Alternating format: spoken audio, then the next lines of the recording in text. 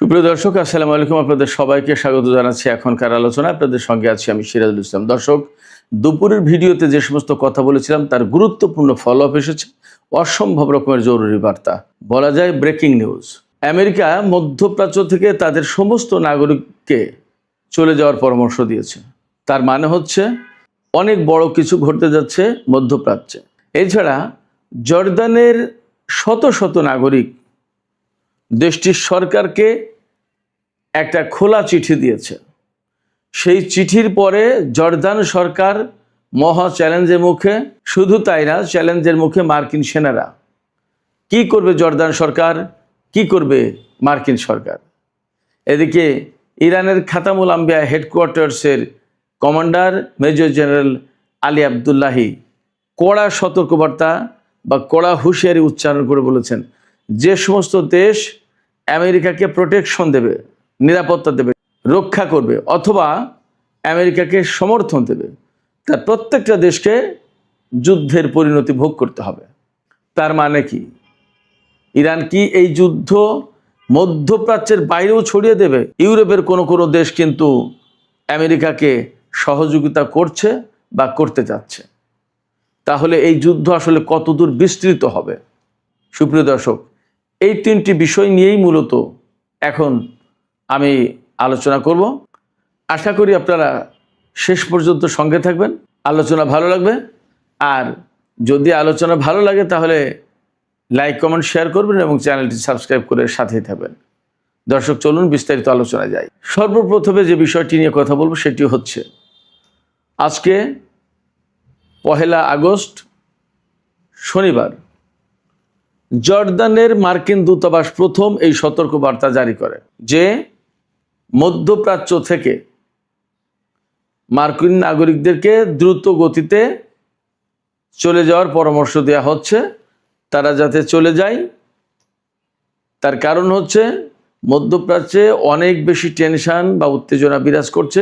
এই উত্তেজনা বাড়ছে এবং এর পরিপ্রেক্ষিতে এমন ঘটনাও ঘটতে পারে যে বিমান চলাচল বন্ধ হয়ে যেতে পারে। সেক্ষেত্রে নাগরিকরা, অর্থাৎ মার্কিন নাগরিকরা মধ্যপ্রাচ্য থেকে চলে যাওয়ার জন্য ঝামেলায় পড়তে পারে, বিমান নাও পেতে পারে, আকাশপথ বন্ধ হয়ে যেতে পারে।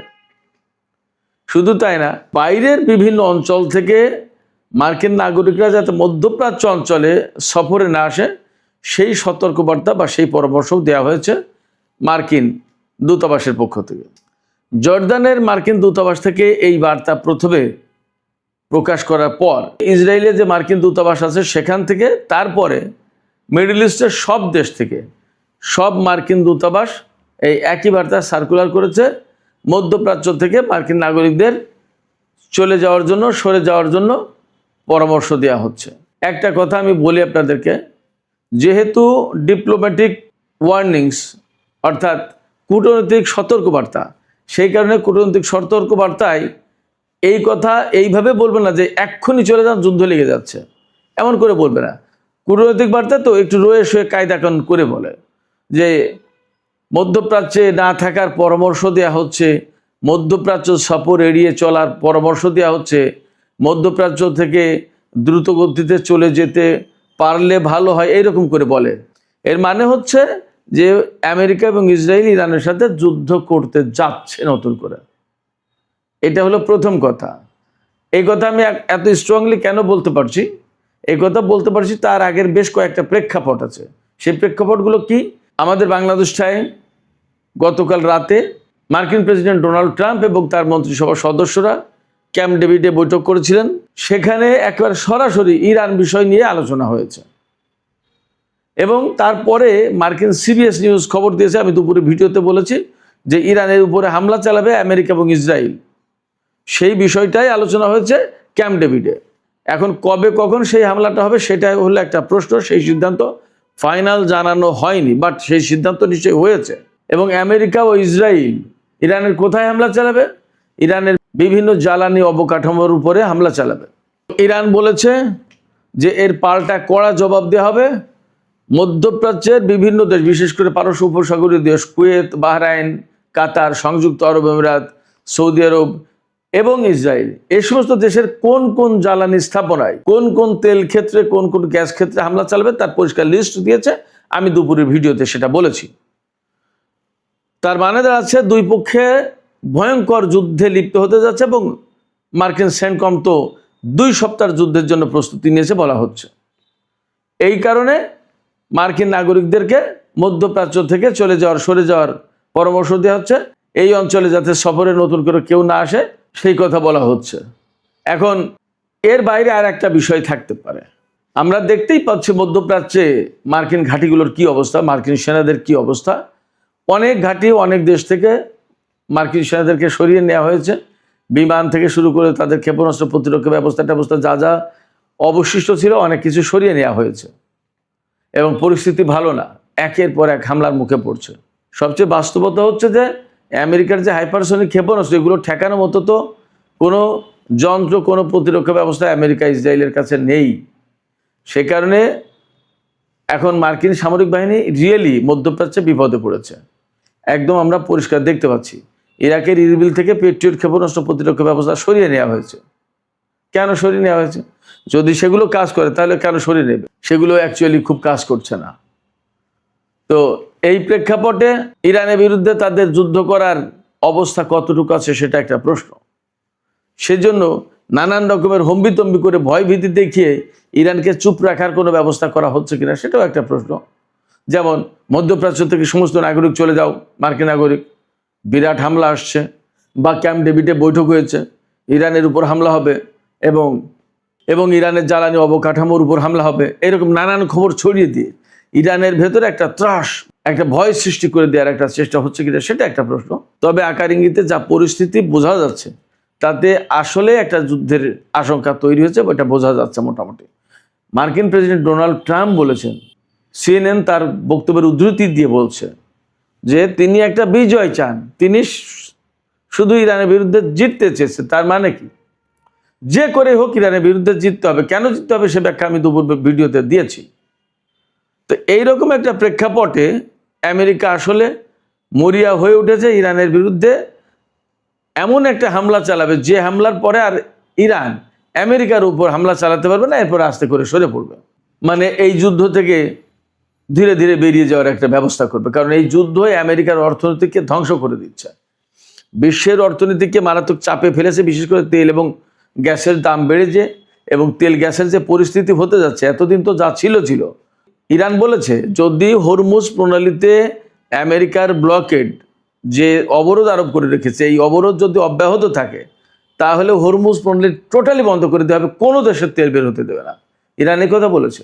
শুধু তাই না, হরমুজ প্রণালী না, শুধু বাব-আল-মান্দেব প্রণালীও একইভাবে বন্ধ করে দেবে।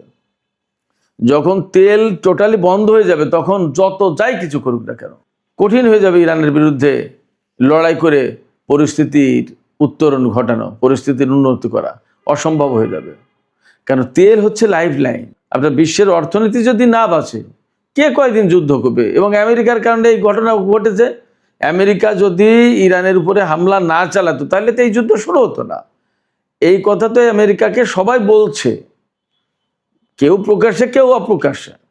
স্পেনের মতো দেশ যারা নেটো জোটের একান্ত সদস্য, এবং স্পেন তো ইউরোপে খুব বড় অর্থনীতির দেশ না, তারপরেও তারা আমেরিকার চরম বিরুদ্ধে অবস্থান নিয়েছে। এটা তো এমনি এমনি হয়নি। তারা দেখছে যে একটা ন্যায় অন্যায় বলে তো একটা কথা আছে, এবং এই যুদ্ধে ইউরোপের কোনো দেশ তো অ্যাকচুয়ালি সরাসরি কেউ আমেরিকাকে সহায়তা করছে না, নেটো জোট তো আসেইনি। তার মানে হচ্ছে কি এখানে ন্যায় অন্যায়ের একটা প্রশ্ন আছে।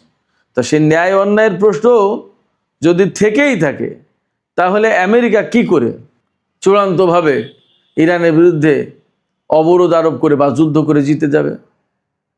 সেটা সম্ভব না। এবং যদি জিতে যেতে পারতো তাহলে এতদিন একটা ব্যবস্থা হতো। আমেরিকা এবং ইসরায়েলের মতো দেশ যারা বহু বছরের অস্ত্র ভাণ্ডার তাদের হাতে, সেই সমস্ত অস্ত্র নিয়েই তো ইরানের বিরুদ্ধে যুদ্ধ শুরু করেছিল, কিন্তু তারা তো পারেনি। পরমাণু অস্ত্র ব্যবহার করলে তৃতীয় বিশ্বযুদ্ধ বেঁধে যেতে পারে, তার আশঙ্কা যথেষ্ট। কারণ আমি সবসময় বলি রাশিয়া এবং চীনের বিরাট বড় স্বার্থ রয়েছে এই মধ্যপ্রাচ্যে, এই ইরানে। ইরান না থাকলে, ইরানের এই সরকার না থাকলে চীন রাশিয়ার স্বার্থ রক্ষা করার মতো কোনো ব্যবস্থা থাকবে না। আমেরিকার কাছে মাথা কুর্নিশ করে, মাথা নত করে চীনকে মধ্যপ্রাচ্য থেকে তেল গ্যাস নিতে হবে। এটা চীন খুব ভালো করে বোঝে। অতএব চীন আমেরিকাকে যা খুশি তাই করতে দেবে না। সুপ্রিয় দর্শক, আমি আলোচনার শুরুতে বলেছিলাম জর্দানের শত শত মানুষ একটি চিঠি দিয়েছে দেশটির সরকারকে, রাজা আবদুল্লাহকে, জর্দানের রাজা আবদুল্লাহকে। কি বলেছে সেই চিঠিতে? বিরাট গুরুত্বপূর্ণ কথা। উন্মুক্ত চিঠি, খোলা চিঠি। এই চিঠিতে জর্দানের লোকজন যারা সই করেছেন তারা বলেছেন যে আমেরিকার সেরা আমাদের দেশে থাকার কারণে আমাদের কোনো লাভ হচ্ছে না, আমাদের জাতীয় স্বার্থের কোনো লাভ নেই, বরং মার্কিন সেনা আমাদের দেশে মোতায়েন থাকার কারণে আমাদের নিরাপত্তা, আমাদের জাতীয় স্বার্থ এবং আমাদের সার্বভৌমত্ব ক্ষুণ্ণ হওয়ার কাছাকাছি। ইরান প্রতিদিন ড্রোন হামলা চালাচ্ছে, ক্ষেপণাস্ত্র হামলা চালাচ্ছে, আমাদের দেশ প্রচণ্ড রকমের নিরাপত্তাহীনতায় পড়ে যাচ্ছে, মার্কিন সেনারা সেগুলো সামাল দিতে পারছে না। সেক্ষেত্রে মার্কিন সেনা আমাদের দেশে রেখে আমাদের লাভটা কি, এই কথা বলেছে এবং চ্যালেঞ্জ ছুড়ে দিয়েছে জর্দানের সরকারকে। এইরকম যুদ্ধের ভেতরে যখন শত শত মানুষ এই খোলা চিঠিতে সই করেছে এবং চ্যালেঞ্জ ছুড়ে দিয়েছে, তখন এই বিষয়টাকে হালকা করে দেখার কোনো সুযোগ নেই। কারণ এমনি সাধারণ সময়ে একটা প্রতিবাদ আর যুদ্ধের ভেতরে প্রতিবাদ ভিন্ন কথা। এবং এখানে সবচেয়ে বড় একটা বিষয় যেটা, সেটা হচ্ছে জর্দানের জনগণের ভেতরে ইরান ফাটল ধরিয়ে দিতে সক্ষম হয়েছে। জর্দানের জনগণ কিন্তু এখন আর একমতে নেই, কেউ সরকারের পক্ষে, কেউ সরকারের বিপক্ষে। সরকারের বিপক্ষে যারা, তারা বলছে মার্কিন সেনাদেরকে এখান থেকে সরাও। একই রকমের দাবি কিন্তু সৌদি আরব, কাতার, কুয়েত, বাহরাইন সব জায়গায় আছে। কোথাও কোথাও বিক্ষোভ মিছিল পর্যন্ত হচ্ছে। সব মিডিয়া সেন্সরশিপের কারণে সব কিছু আসছে না, সামাজিক মাধ্যমে কিছু কিছু আসছে। এখন জর্দানের নাগরিকদের এই যে চিঠি, এই চিঠিকে যদি সরকার গুরুত্ব না দেয় সেটা ভিন্ন কথা, কিন্তু দেশের জনগণের ভেতরে যে একটা বিভেদ সৃষ্টি করা গেছে, ফাটল ধরানো গেছে, এটা বাস্তব। এবং এই জায়গায় ইরান বড় রকমের সফল। জর্দান হচ্ছে একেবারে ইসরায়েলের সীমান্তবর্তী। জর্দান থেকে মার্কিন সামরিক ঘাঁটি সরে যাওয়া বা যদি সরিয়ে নিতে হয়, তারপরে কিন্তু ইসরায়েল চরমভাবে অরক্ষিত। গত 1.5-2 বছরের যে সংঘর্ষ চলছে ইরান, ইসরায়েল, আমেরিকা, ইসরায়েলের উপর যখনই ইরান হামলা চালাতে গেছে এই সংঘর্ষের ভেতরে, তখনই সবচেয়ে বেশি ক্ষেপণাস্ত্র এবং ড্রোন ইন্টারসেপ্ট করার চেষ্টা করা হয়েছে জর্দান থেকে। জর্দানের নাগরিকরা বলছেন, এই চিঠিতে বলেছেন যে জর্দানে যে সমস্ত মার্কিন সামরিক বাহিনী আছে তারা তো আমাদের দেশের নিরাপত্তা রক্ষা করছে না, এরা তো নিরাপত্তা রক্ষা করছে ঘুরে ফুরে যেভাবে হোক ইসরায়েলকে রক্ষার চেষ্টা করা হচ্ছে। তা আমরা আমাদের দেশে মার্কিন সামরিক বাহিনীকে রেখে আমাদের দেশকে ক্ষতিগ্রস্ত করে কেন ইসরায়েলকে রক্ষা করার ব্যবস্থা করব, কেন রক্ষা করব? একটা দেশের সমস্ত মানুষ তো আর অন্ধ হয়ে যায় না, কিছু মানুষের জ্ঞান বুদ্ধি বিবেক থাকে জাগ্রত। এই যে চিঠিগুলো যারা দিয়েছে তারা কিন্তু সবাই যে ফিলিস্তিন থেকে আসা উদ্বাস্তু মানুষ তারা না, ফিলিস্তিনি জনগণ আছে, অরিজিনাল জর্দানের অধিবাসী যারা, তারাও দিয়েছে। সেক্ষেত্রে এই চিঠি অত্যন্ত তাৎপর্যপূর্ণ এবং গুরুত্বপূর্ণ। মধ্যপ্রাচ্যের জন্য বার্তাটা মোটেই ভালো না। মোটেই ভালো না বলতে জর্দানের রাজার জন্য ভালো না। এই রকমভাবে কোন কোন সময় যে কোন কোন দেশে আরও চিঠি আসে এবং কোন কোন দেশের মানুষ বিস্ফোরিত হয়, বিক্ষুব্ধ হয়ে মিছিল শুরু করে দেয় এবং কি হয় আসলে বোঝা যাচ্ছে না। মধ্যপ্রাচ্যের পরিস্থিতি কিন্তু খুবই টালমাটাল। অনেক আলোচনাও আছে এরকম যে মধ্যপ্রাচ্যের যে সমস্ত রাজতান্ত্রিক শাসন ব্যবস্থা, সেই সমস্ত জায়গায় কোনো বিক্ষোভ টিক্ষোভ শুরু হয়ে যায় কিনা, এই শাসকদের বিরুদ্ধে জনগণ ক্ষেপে ওঠে কিনা, এরকম নানা আলোচনা আছে। জানি না কখন কি হবে, বাট এই ধরনের আলোচনা আছে। তবে চূড়ান্তভাবে বাস্তবতা হচ্ছে যে ইরানের সাথে আমেরিকা এবং ইসরায়েল যুদ্ধ করতে এসে মধ্যপ্রাচ্যে আসলে তাদের অবস্থান মারাত্মকভাবে ক্ষুণ্ণ করেছে, ঝুঁকির মুখে ফেলেছে। এবং ইসরায়েল সবচেয়ে ভয় পাচ্ছে এটা যে আমেরিকা যদি এই মধ্যপ্রাচ্যে টিকতে না পারে তাহলে তার অস্তিত্ব থাকবে না, সে কিন্তু খুবই নড়বড়ে অবস্থায় পড়ে যাবে, ঝুঁকির মুখে পড়বে। এই জন্য বারবার চেষ্টা করছে নেতানিয়াহু আমেরিকাকে দিয়ে যুদ্ধ করে ইরানের অস্তিত্ব নষ্ট করে দিয়ে ইরানের এই সরকারের পরিবর্তন আনা, ইরানের সামরিক বাহিনীকে ধ্বংস করে দেওয়ার চেষ্টা করা। যদিও সেটা এখন পর্যন্ত সফলতার মুখ দেখেনি এবং আদৌ সেটা সফল হবে কিনা সেটা একটা বড় প্রশ্ন। এই যে ইসরায়েল এবং আমেরিকা ইরানের সাথে যুদ্ধ করতে আসলো, এতে প্রকৃতপক্ষে তারা ক্ষতিগ্রস্ত হয়েছে। কীরকম? ধরুন যুদ্ধের আগে হরমুজ প্রণালী খোলা ছিল, যুদ্ধ শুরু করলো, হরমুজ পল্লী গেল বন্ধ হয়ে। যুদ্ধের আগে মার্কিন সমস্ত ঘাঁটি সব ইনট্যাক্ট ছিল, সব অক্ষত ছিল, ভালো ছিল, তারা খুব আরামে খাচ্ছিল, ঘুমাচ্ছিল, ফুর্তি মারছিল। কিন্তু যুদ্ধ শুরু পরে সেই ঘাঁটিগুলো সব এখন অস্তিত্বহীন হয়ে পড়েছে। মার্কিন সামরিক বাহিনী প্রচণ্ডভাবে অনিরাপদ। বিভিন্ন দেশ থেকে মার্কিন সেনাদেরকে সরিয়ে নেওয়া হয়েছে। বহু সংখ্যক বিমান, সামরিক সরঞ্জাম, অস্ত্রপাতি ধ্বংস হয়েছে, যেগুলোকে এতদিন আমেরিকার গর্বের ধন, গর্বের বস্তু বলে মনে করা হতো। আমেরিকার প্রভাব প্রতিপত্তি, শৌর্য বীর্যকে উচ্চে তুলে ধরত। সেই জিনিসগুলো ধ্বংসের কারণে ইরানের হাতে এখন আমেরিকার হেড ডাউন হয়ে যাচ্ছে, মাথা নত হয়ে যাচ্ছে, নিচু হয়ে যাচ্ছে। সেক্ষেত্রে আমি বলি, বারবার সবসময় বলি যে আমেরিকা এবং ইসরায়েল ইরানের বিরুদ্ধে যুদ্ধ করতে এসে তারা নিজেরাই মারাত্মকভাবে ক্ষতিগ্রস্ত হয়েছে এবং এই ক্ষতি কখনো আর পুষিয়ে নিতে পারবে না। মধ্যপ্রাচ্যের অনেক দেশ হয়তো এখনো আমেরিকাকে সমর্থন করছে নানান প্রেক্ষাপটে, নানান কারণে। ভেতরে ভেতরে কিন্তু আমার কাছে মনে হচ্ছে তারা ইরানকে সহযোগিতা করছে, যে কথা হয়তো আমরা বাইরে থেকে বুঝতে পারছি না বা দেখতে পারছি না। যেভাবে ইরান, ইরাক, কুয়েত, সৌদি আরব, বাহরাইন, কাতার, সংযুক্ত আরব আমিরাত, ওমান, জর্ডান, এই সমস্ত দেশে হামলা চালিয়েছে যে অ্যাকুরেটলি, এটা মানে বিরাট ব্যাপার, কল্পনাতীত ব্যাপার। এমনকি ইসরায়েলের ভেতরে, এবং ইসরায়েলের ভেতরে অনেক গোয়েন্দাকে বা গুপ্তচরকে, এজেন্টকে, ইরানের এজেন্টকে ধরা হচ্ছে যে তারা ইরানকে বিভিন্ন সময় বিভিন্ন তথ্য দিয়ে, ছবি দিয়ে সাহায্য করেছে এবং তার বিনিময়ে টাকা নিয়েছে, ধরা হচ্ছে, মামলা, জেল এগুলো দেওয়া হচ্ছে।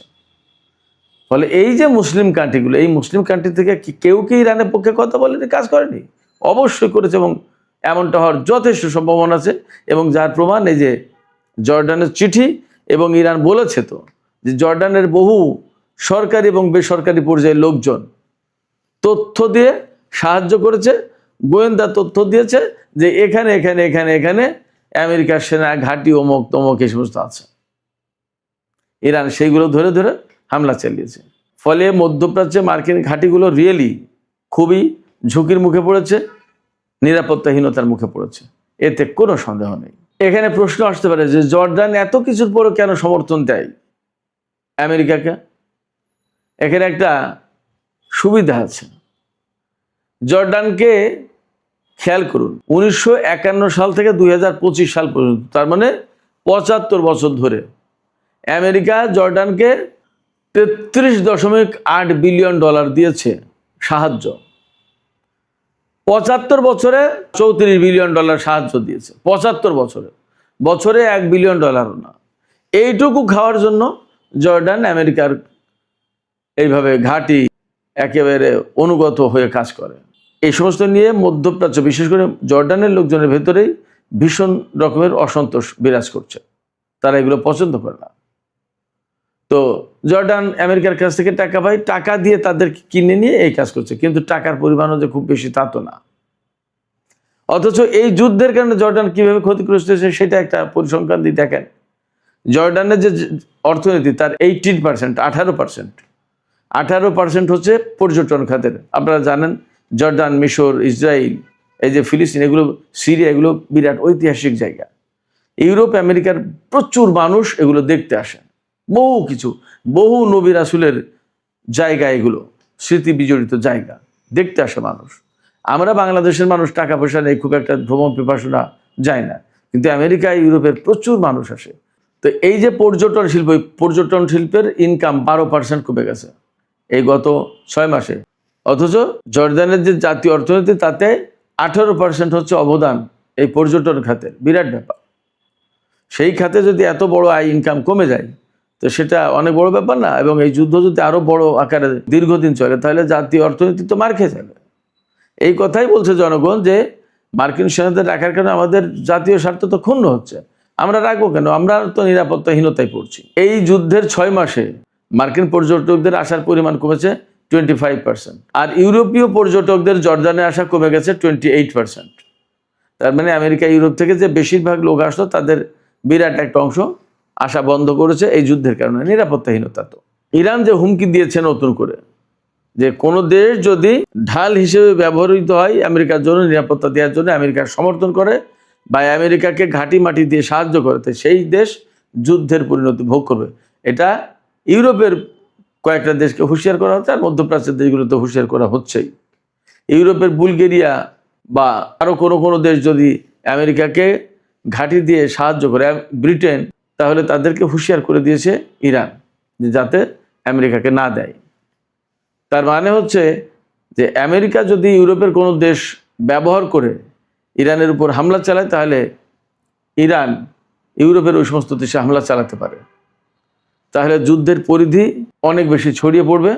ধীরে ধীরে আশঙ্কা করা যায় যে তৃতীয় বিশ্বযুদ্ধের দিকেও এই যুদ্ধ গড়িয়ে যেতে পারে।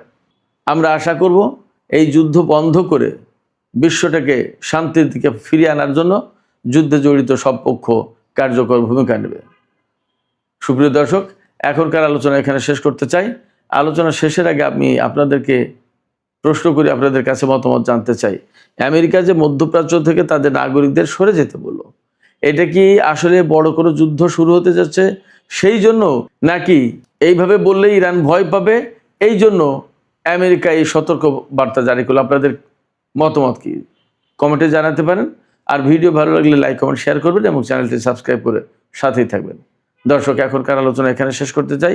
আপনারা সবাই অনেক অনেক ভালো থাকুন। আল্লাহ হাফেজ।